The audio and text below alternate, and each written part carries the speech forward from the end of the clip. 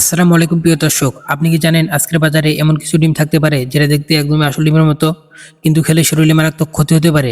আজকের ভিডিওতে আমরা এমনই এক সত্য নিয়ে কথা বলবো। চলো শুরু করা যাক। নকল ডিম। নকল ডিম আসলে কি?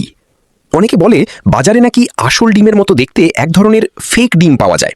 বাইরে থেকে একদম আসল ডিমের মতোই দেখায়, কিন্তু ভেতরে এটা সম্পূর্ণ কৃত্রিমভাবে তৈরি এবং শরীরের জন্য মারাত্মক ক্ষতিকর হতে পারে। প্রথমেই প্রশ্ন আসে, নকল ডিম আসলে কি? এটা এমন একটি জিনিস যেটা দেখতে ডিমের মতো হলেও এর ভেতরে প্রোটিন, কুসুম বা স্বাভাবিক পুষ্টিগুণ থাকে না। বরং এতে থাকতে পারে রাসায়নিক উপাদান, কৃত্রিম জেল বা অস্বাভাবিক মিশ্রণ, যা মানব শরীর হজম করতে পারে না। এখন আসি সবচেয়ে গুরুত্বপূর্ণ অংশে, এটা খেলে কি হতে পারে। নকল ডিম খাওয়ার ফলে শরীরে হতে পারে পেটের সমস্যা, বমি বা ডায়রিয়া, লিভার ও কিডনির ওপর ক্ষতি, দীর্ঘমেয়াদে বিষক্রিয়ার ঝুঁকি।